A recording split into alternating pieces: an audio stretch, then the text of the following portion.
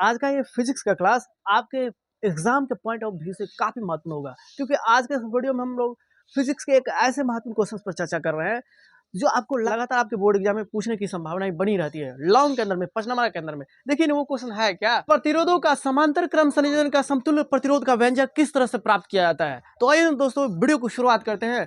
तो यहाँ देखिए, सबसे पहले इसका फिगर को किस अनुसार से ड्रॉ करेंगे, फिगर को किस अनुसार से लिखने का प्रयास करेंगे, इसको सबसे पहले सीखिए। तो जैसा कि श्रेणी क्रम में हमने आपको समझाए थे, श्रेणी क्रम का सर्किट हम लोग किस तरह से बनाए थे। उसमें एक बैटरी लिए थे, यहाँ पर भी बैटरी लिए, उसमें भी स्विच लिए थे, यहाँ पर भी स्विच लिए। एक्स्ट्रा में आप यहाँ पे क्या ले सकते हैं, एमीटर भी ले सकते हैं, वहाँ पर भी ले सकते हैं, यहाँ पर नहीं लिए हैं। अगर आपको लेने का मन हो तो कहीं पे एमीटर लगा दीजिएगा। यहीं पर मान के चलिए क्या करेंगे, एमीटर का मतलब ये जोड़ देंगे, कनेक्ट कर देंगे, हो गया। एमीटर क्या मापेगा, विद्युत धारा की उपस्थिति को मापेगा कि विद्युत धारा को मापने वाले यंत्र को कहते हैं। तो विद्युत धारा के मापने वाले यंत्र को क्या कहते हैं, एमीटर। विद्युत धारा की उपस्थिति गैल्वेनोमीटर बताता है। विद्युत धारा की उपस्थिति एवं विद्युत धारा की दिशा मापने वाले यंत्र को क्या कहते हैं, गैल्वेनोमीटर। दिशा, डायरेक्शन ये तय करता है एमीटर नहीं, ये तय करता है गैल्वेनोमीटर। विद्युत धारा की दिशा किधर होना चाहिए, ये कौन सा युक्ति तय करता है, तो गैल्वेनोमीटर। यहाँ देखिए एमीटर लगाए, एमीटर का सिर्फ काम क्या है, ये परिमाण बताएगा, इतना करंट बह रहा है, 5 एम्पियर का बह रहा है कि 10 एम्पियर का बह रहा है कि 20 एम्पियर का बह रहा है, ये सिर्फ ये कहेगा, इसकी जानकारी देगा। अब देखिए बाबू, ये फिगर ड्रॉ कर लेने के बाद देखिए यहाँ पे फिगर कैसे ड्रॉ करेंगे। फिगर ड्रॉ करने का क्या तरीका है, यहाँ देखिए, इसको सबसे पहले बैटरी लगाते हैं, इस तरह से कर देंगे, के कर दिए, फिर इस तरह से देखिए यहाँ पे, फिर इस तरह से करेंगे, फिर इस तरह से, फिर इस तरह से,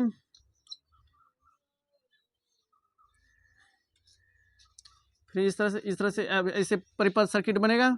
यहाँ पे मान के चलिए हमको एमीटर लेने का मन होगा, एमीटर ले लेंगे, इस तरह से सर्किट बना लेंगे। यहाँ देखिए R1, R2, R3 अलग अलग प्रतिरोध को जोड़ रहे हैं समांतर क्रम में। अब यहाँ देखिए, इधर से I करंट बह रहा है, इधर से I करंट बह रहा है।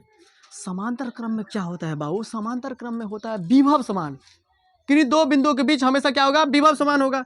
यहाँ पर भी दो बिंदु हैं, यहाँ पर भी, इसके बीच में भी विभव समान होगा। यानी तो समूचे लिखिए, यहाँ पे x मान लीजिए, y मान लीजिए, या a मान लीजिए, या b मानिए, इन सभी बिंदुओं के बीच में विभवांतर भी ही होगा। समांतर क्रम में हर एक जगह क्या होता है, विभव समान होता है। चाहे इन दो पॉइंट के बीच में चेक कीजिए, चाहे इन दो पॉइंट के बीच में, यहाँ पर पॉइंट 2 ले लीजिए, यहाँ पर 2 पॉइंट ले लीजिए। समांतर क्रम में किन्हीं दो बिंदुओं के बीच विभव का मान क्या होता है, समान होता है। विभव हमेशा, विभव के बारे में जब भी चर्चा करेंगे तो दो सिरों के बीच या दो बिंदुओं के बीच, इस तरह से सोचिएगा ना। तो इस तरह से हम लोग को फिगर बनाने के लिए सीखना है। फिगर जब ये बन गया, फिर इसके बाद फिगर को भाषा के रूप में किस तरह से कन्वर्ट करेंगे। इसको लिखेंगे तो लिखेंगे भाई कैसे, भाषा के रूप में, क्योंकि भाषा तो वहाँ पे लिखना हमारा मजबूरी बनता है, और भाषा आना भी चाहिए, तब ना मार्क देगा। लिखने की शैली आना चाहिए ना। तो यहाँ पे देखेंगे क्या, यहाँ पे लिखेंगे क्या बाबू, लिखेंगे माना कि R1, R2 तथा R3 प्रतिरोध को समांतर क्रम में संयोजित किया गया है। यहाँ पे लिख लेंगे, हाँ सच में समांतर एक दूसरे का पैरेलल में है ना। तो माना कि जिस अनुसार से आपको श्रेणी क्रम संयोजन का समतुल्य प्रतिरोध का व्यंजक निकालना है, किस तरह से निकालना है, उस वीडियो के अंदर में हमने आपको समझाने का प्रयास किया है। भाषा को किस तरह से लिखना है, वही भाषा को यहाँ पर भी डायरेक्ट क्या करेंगे, इनपुट कर देंगे, डाल देंगे, बस काम हो जाएगा हमारा। जब आप उस वीडियो को ध्यान से देखे होंगे तो आपको जरूर है ये वीडियो भी आसानी से समझ में आ जाएगा। वहां पे क्या बताए थे, श्रेणी क्रम में कई बार ऑब्जेक्टिव ग्रुप में क्वेश्चन पूछा जाता है कि श्रेणी क्रम में समतुल्य प्रतिरोध का मान क्या होता है, तो RS बराबर R1 + R2 + R3। श्रेणी क्रम में क्या समान होती है, तो श्रेणी क्रम में विद्युत धारा, और इसमें क्या समान होती है, समांतर क्रम में तो विभव समान होती है। तो इतने सारे बातों को जान लिए। अब आइए भाषा को किस रूप में लिखना है। सबसे पहले फिगर ड्रॉ करने के लिए सीखिए। अब भाई कितना आदमी को लगेगा, सर जी ये NP, QS, LG ये सब क्यों लिए हैं। यहाँ आप देखिए, ये जो रेसिस्टेंस लगाए हैं, तो रेसिस्टेंस किन्हीं दो बिंदु के बीच न लगाइएगा, तो दो बिंदु के बीच लगाइएगा।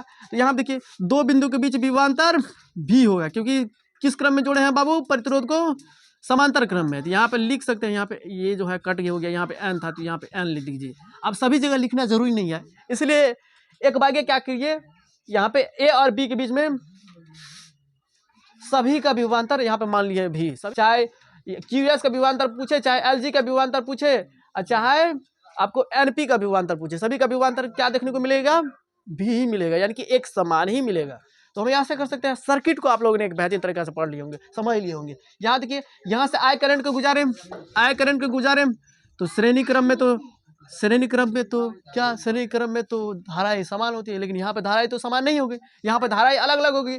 इसलिए यहाँ पे लिखे I1 I2। यहाँ से जो करंट यहाँ पे इस सर्किट के अंदर में गया है तो करंट क्या हुआ, 3 भागों में विभक्त हो गया। तीनों भागों में विभक्त होने के बाद क्या होगा, अंतिम में सब करंट एक दूसरे के साथ मिलेगा ना। यहाँ पे I1 I2 I3। अब यहाँ पे जो है सर्किट के सहायता से यहाँ पे मिलन हुआ है, तो मिलने के बाद फिर आई ही ना आया। मान के चलिए आपके पास 20 रुपया है, 3 व्यक्ति को दिया, तीनों व्यक्ति को बोले क्या, कहाँ जाने के लिए, मेला जाने के लिए। इसको दिए 5 रुपया, इसको दिए 10 रुपया, उसको 5 रुपया दिए, और तीनों को कहे कि जाओ मेला में।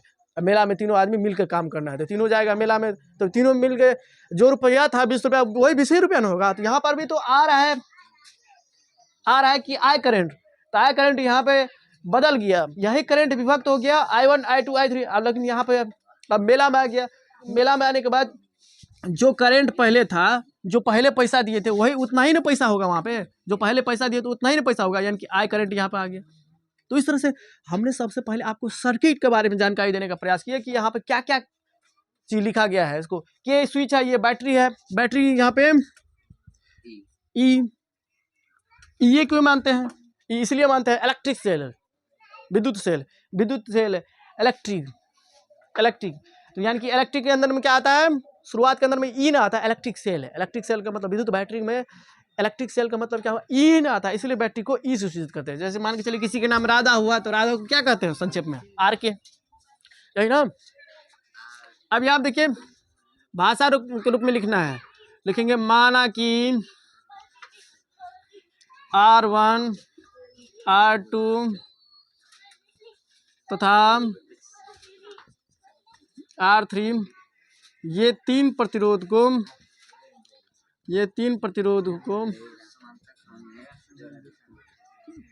को समांतर क्रम में आए बोली नहीं, समांतर क्रम में संयोजित,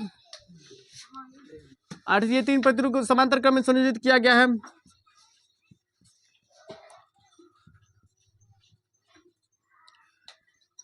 एक बैटरी ई की सहायता से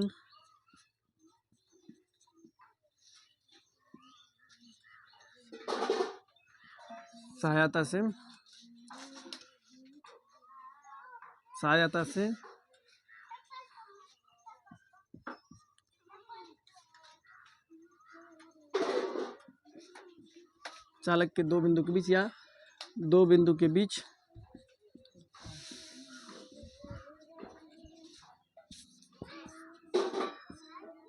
भी या विभवांतर भी लगाया। इतना बात लिख लिए। अब यहाँ पे क्या ध्यान में रखेंगे, लिखने के लिए तो बहुत सारे बातें को लिख सकते हैं, तो उतना बात को हमको नहीं जाना, हमको जिसकी आवश्यकता है उस पर जाएंगे। लिखने के लिए तो बहुत सारी बातें लिख सकते हैं। यहाँ पे के एक स्विच है, ये लिख देंगे। लिखेंगे क्या, इस परिपथ से होकर बहने वाले विद्युत धारा I है, जो A और B बिंदु के बीच विभक्त होकर I1 I2 I3 में हो जाता है। ये I जो करंट है I1 I2 I3 में विभक्त हो गया ना, तो लिखने के लिए बहुत सारी भाषाओं को लिख सकते हैं, लेकिन पहली प्राथमिकता हमारा क्या होना चाहिए, जो हमको काम है, जो हम चाहते हैं, पहले वहां पर ना हमारा फोकस आना चाहिए। जो हमको जरूरी है वहीं पे ना ध्यान देंगे। यहाँ यानी तो कहेंगे के एक स्विच है, जो बात वहां पे लिखे है ना श्रेणी क्रम में, वही बात यहाँ पे लिखेंगे। इतना बात लिख देंगे। अब देखिए इसके बाद क्या करेंगे, पुनः माना कि इस परिपथ से होकर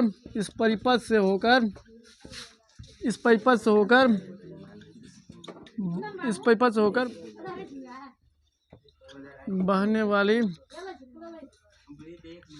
वाली विद्युत धारा आई है। बोलिए नहीं।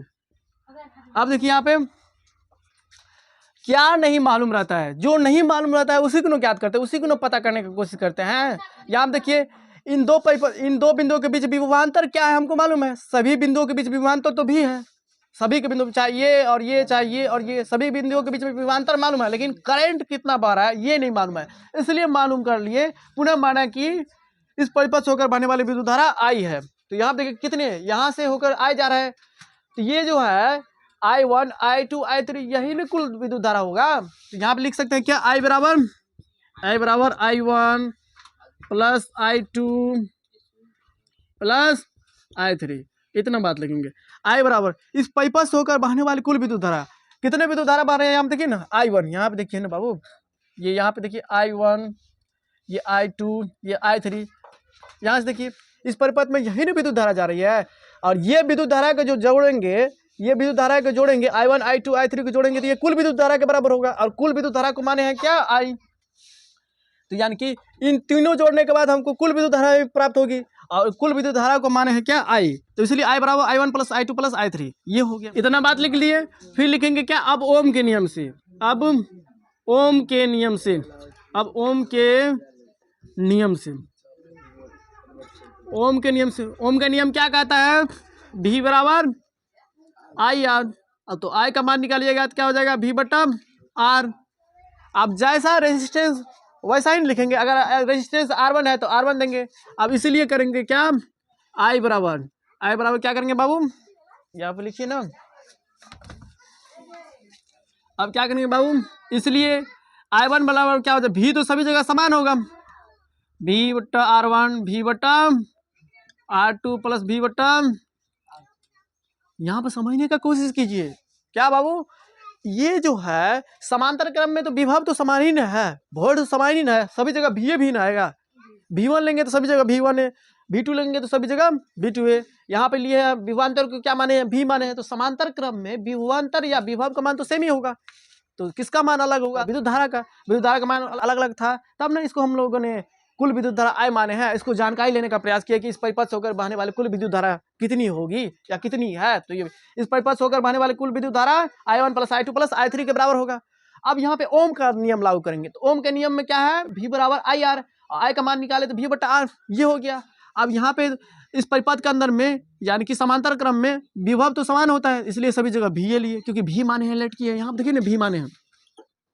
और फिर इसके बाद अब V से माने हैं, लेकिन उन सभी भी के अंदर में, इन सभी बिंदुओं के अंदर में रेजिस्टेंस तो अलग अलग है। उन सभी दो बिंदुओं के बीच के अंदर में विभवांतर तो भी है, लेकिन उन दो बिंदुओं के बीच रेजिस्टेंस तो अलग अलग है। ये R का मतलब क्या हुआ, R का मतलब प्रतिरोध, तो V यहाँ पर है, इसका प्रतिरोध R1, इसका प्रतिरोध R2, इसका प्रतिरोध R3, इस तरह से लिए, इसलिए R1 R2 R3 लिए, क्योंकि यहाँ पर रेजिस्टेंस समान नहीं है, रेजिस्टेंस अलग अलग है। बात को जानिए। अब यहाँ पे इतना बात लिख लिए। अब यहाँ पे लिखेंगे यदि पार्श्व क्रम या समांतर क्रम, चाहे पार्श्व क्रम कहे या समांतर क्रम, यदि समांतर क्रम संयोजन का तुल्य प्रतिरोध या समतुल्य प्रतिरोध, तुल्य प्रतिरोध RP हो, तब इतना बात लिख लेंगे बाबू। लिखिए, पढ़ने में ध्यान दीजिए, इधर उधर बातें कीजिए, बात कीजिएगा तो हमरे जैसे बंजर बन जाइएगा। हम वो बंजर भूमि है जिस पर आप कभी फूल नहीं खिल सकता। अब देखिए, तो I बराबर क्या हो जाएगा, तो I मतलब कि यहाँ देखिए समतुल्य प्रतिरोध को क्या, तुल्य प्रतिरोध को क्या माने हैं RP, तो I बराबर V बटा R तो होगा, V बटा तो R होगा, लेकिन यहाँ पे प्रतिरोध को क्या माने हैं, यहाँ पे प्रतिरोध को क्या माने हैं RP, इसलिए RP बराबर क्या हो जाएगा V बटा R1 प्लस V बटा R2 प्लस V बटा R3। तो V कॉमन लीजिए,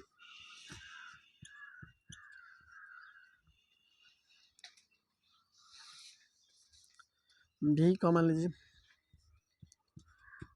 नहीं कहता है, बाद में जब इंसान पछताता है तो उस स्थिति में क्या याद आता है, काश हम उस दिन नहीं मुस्कुराए हुए रहते तो आज हमको ये दिन नहीं देखना पड़ता। तो मुस्कुराना बंद कीजिए, इसका मतलब ये नहीं हंसना, ये बंद छोड़ दीजिए।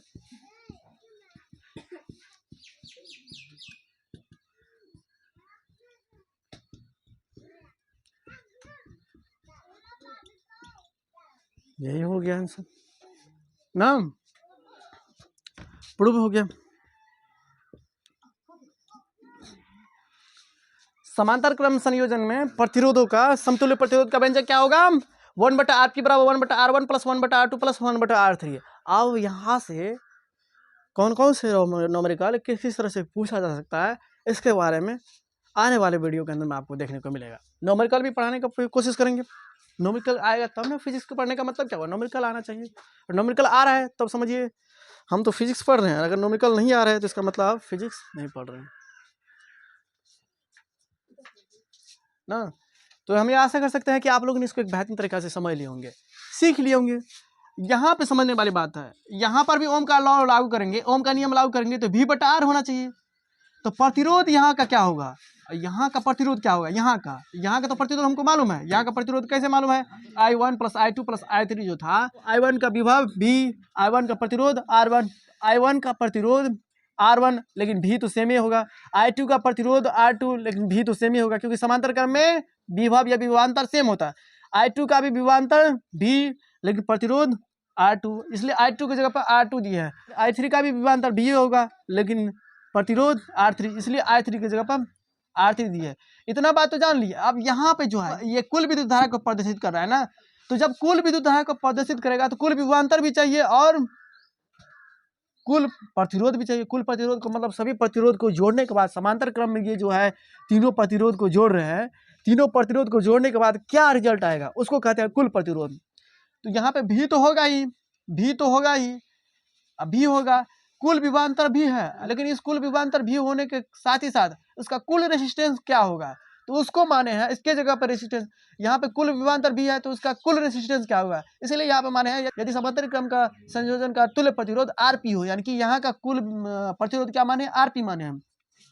फिर इसके बाद देखने का कोशिश कीजिए, यहाँ पे भी है, सभी जगह भी है, भी को कॉमन कर लिए, भी को कॉमन कर लिए तो 1/RP, यहाँ पे भी को बाहर निकाल दिए, तो भी को बाहर निकालिएगा तो क्या हुआ 1/R1, यहाँ पर बच जाएगा 1/R2, क्योंकि भी को तो बाहर ही निकाल लिए, यहाँ कुछ नहीं बचा तो 1 तो बचेगा 1, इसलिए 1/R1 1 plus R2 plus 1/R3। अब ये सभी कैंसिल, अब हमारा काम हो गया, जो चीज़ निकालना चाह रहे थे वो निकल गया। तो हमें आशा कर सकते हैं कि आप लोगों ने इसको एक बेहतरीन तरीके से समझ लिए होंगे। फिर भी कहीं पर भी दिक्कतें आई हो तो जरूर कमेंट कीजिएगा। चलिए फिर मिलेंगे नेक्स्ट वीडियो के अंदर में।